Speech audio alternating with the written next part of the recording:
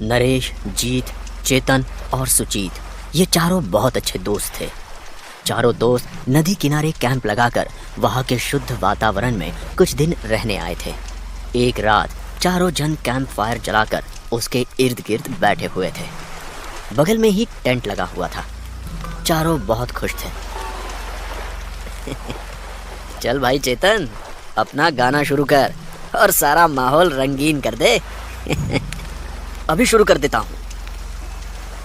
अरे रुको चेतन, आज गाना बजाना नहीं, कुछ और करते हैं। जैसे कि क्या? रात का समय है और यहाँ आसपास हमारे सिवा कोई नहीं है। क्यों ना हॉरर कहानियाँ हो जाए। हमारे हर एक के जीवन में ऐसी घटना तो घटती ही है जिससे हमें डर लगा हो, या फिर एक ऐसा डरावना हादसा जिसे हमने आज तक किसी को बताया नहीं। आज रात का माहौल रंगीन नहीं, डरावना करते हैं। ठीक है भाई, ठीक है। तो बताओ, पहले शुरू कौन करेगा? अब जिसने आइडिया दी है वही शुरू करेगा। नरेश बड़ी, शुरू कर अपना किस्सा। चलो भाई ठीक है, तो मैं ही शुरू कर देता हूँ। दोस्तों, आज मैं जो हादसा तुम्हें बताने जा रहा हूँ वो मैंने आज तक किसी को नहीं बताया, यहाँ तक कि मेरे घर वालों को भी नहीं। और तुम तीनों भी इस हादसे के बारे में किसी को कुछ नहीं बताओगे। वादा करते हो? हाँ, हम वादा करते हैं। हाँ, हम वादा करते हैं। तो सुनो, ये 1 साल पहले की बात है। मैं ज़मीन के काम से अपने गांव गया था। पापा के गुजर जाने के बाद मुझे ही ये सब देखना पड़ता था।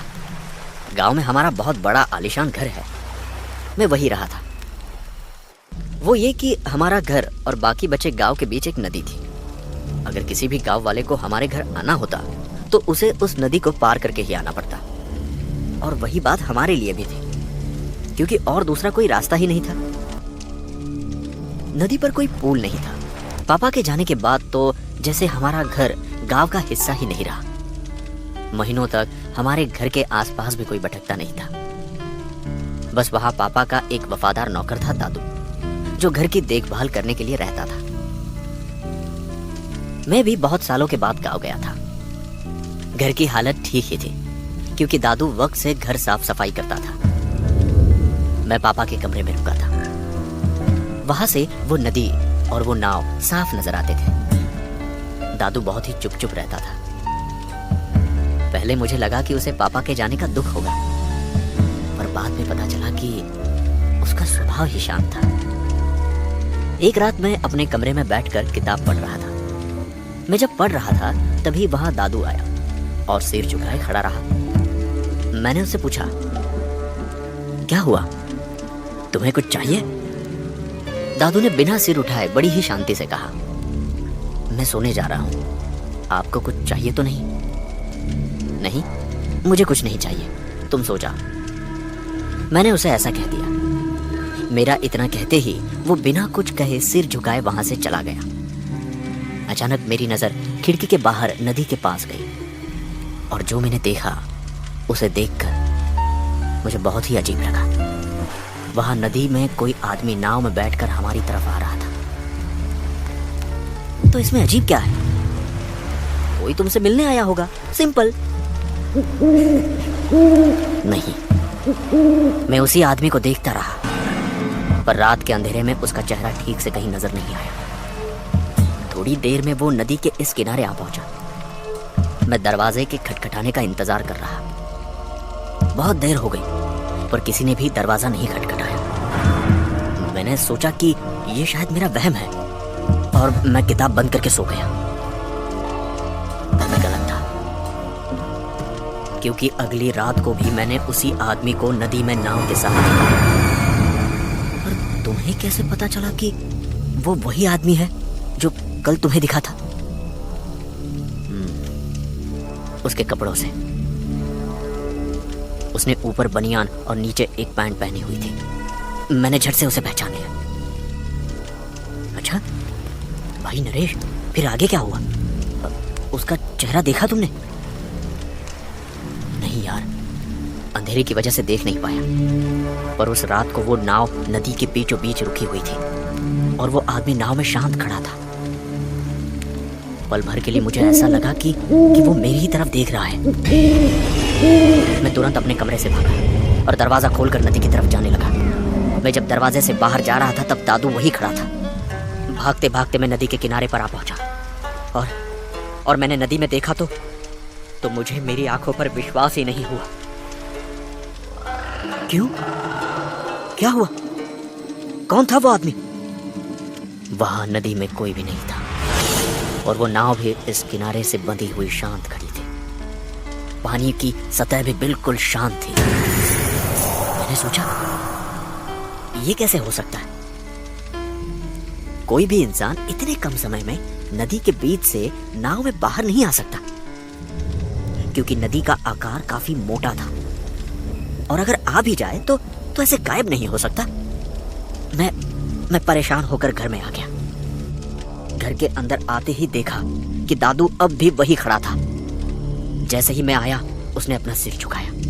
देखो, ये मुझे देखकर बार बार सिर झुकाने की जरूरत नहीं है। तुम उम्र में बड़े हो, समझे? तो दादू ने अपने शांत स्वर में कहा, ठीक है मालिक, और वहां से जाने लगा। मैंने उसे रोका और उस आदमी के बारे में पूछना शुरू कर दिया। दादू रुको, मुझे बताओ, क्या कल रात को कोई मुझसे मिलने आया था मेरे सो जाने के बाद?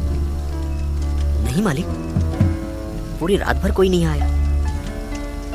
और अभी जब मैं बाहर भाग कर गया था तब यहाँ कोई आया था? बनियान और पैंट पहना हुआ कोई आया था कि नहीं? मुझे जवाब दो। नहीं मालिक, आपके जाने के बाद से मैं यही खड़ा हूँ, कोई आदमी नहीं आया। दादू का वो जवाब सुनकर मुझे और गुस्सा आने लगा और मैंने गुस्से में उसे डांटना शुरू कर दिया। ऐसे कैसे हो सकता है? मैंने कल भी उस आदमी को देखा और आज भी वो आदमी नदी से गायब हो गया है। ये शायद तुम्हारी कोई साजिश है। मुझे पागल बनाकर ये घर हथियाना चाहते हो। मैं ऐसा होने नहीं दूंगा, समझ लो।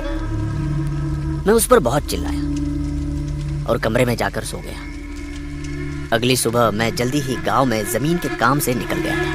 मुझे घर आते आते रात हो गई। दादू ने खाना तैयार कर रखा था और वो खुद घर के पीछे लकड़ियां तोड़ रहा था।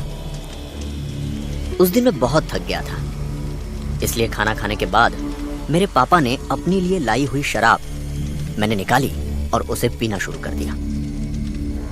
उस रात को बहुत गर्मी हो रही थी। गर्मी की वजह से मैंने शर्ट उतारी और एक बोतल शराब खत्म कर दी। तोड़ने की आवाज अब भी आ रही थी। मैं गुस्से में नीचे जाने के लिए उठा, पर अचानक मेरी नजर खिड़की के बाहर नदी पर पड़ी। नदी में वही आदमी था।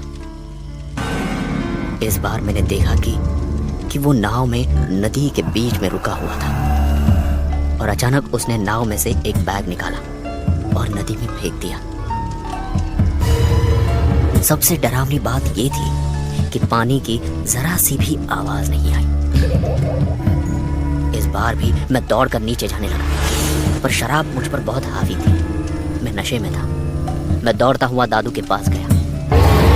जैसे ही मैं वहां पहुंचा, अचानक किसी परछाई ने मुझे धक्का दिया और भागकर दरवाजे की तरफ जाने लगी।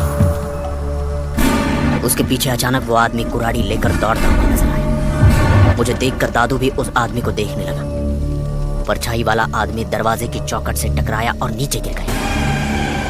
उस आदमी ने उस परछाई के सिर पर जोर से वार किया और सामने वाली दीवार पर खून की एक रेखा सी उड़ी। दादू और मैं उस दिन खून को देखते ही रह गए, पर अचानक वो दोनों वहां से गायब हो गए। मैं गुस्से और नशे में दादू की ओर बढ़ा और कहा, देखा, मैंने कहा था ना, कोई आदमी है जो मुझे दिखा था। हमारे सामने एक आदमी ने किसी का खून कर दिया है। वो दादू सिर्फ डरी हुई निगाहों से मेरी तरफ देख रहा था। मैं अपना आपा खो चुका था। मैं दादू पर टूट पड़ा। मैंने पास में पड़ी हुई कुराड़ी उठाई और उसे मारने के लिए हाथ उठाया। मुझे ऐसे आता देख दादू भागने लगा।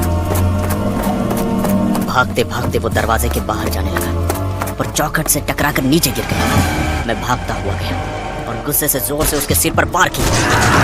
खून दीवार पर। दादू मरते ही मैं थोड़ा होश में आया और दादू की लाश को देखकर बहुत डर गया। मैंने इसकी लाश को छिपाने का तय किया। मैं ऊपर गया और कुछ ढूंढने लगा। इतने में मुझे मेरा बैग दिखा। मैंने अंदर के सारे कपड़े निकाले और खाली बैग लेकर नीचे आया।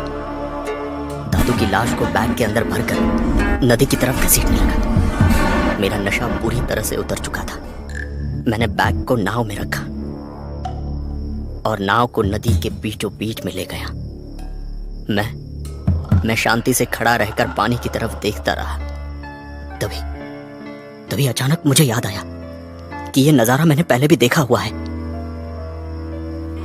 मेरा ध्यान मैंने पहने हुए बनियान और पैंट पर गया और फिर हिम्मत करके मैंने घर की तरफ देखा तो मैं बहुत डर गया। मैंने देखा कि कोई मेरे कमरे की खिड़की से देख रहा है और मुझे कुछ समझ में ही नहीं आया। मैंने जल्दी से उस बैग को उठाया और नदी में फेंक दिया। लाश को फेंकने के बाद मैं जल्दी से किनारे पर आ गया, पर घर के अंदर जाने की मेरी हिम्मत नहीं हुई। इसीलिए रात बाहर गुजारने के बाद मैं सुबह वापस आ गया। जीत, चेतन और सुजीत डरी हुई निगाहों से नरेश की तरफ देख रहे थे। थोड़ी देर बाद जीत ने कहा, मतलब तुमने खुद को देखा था?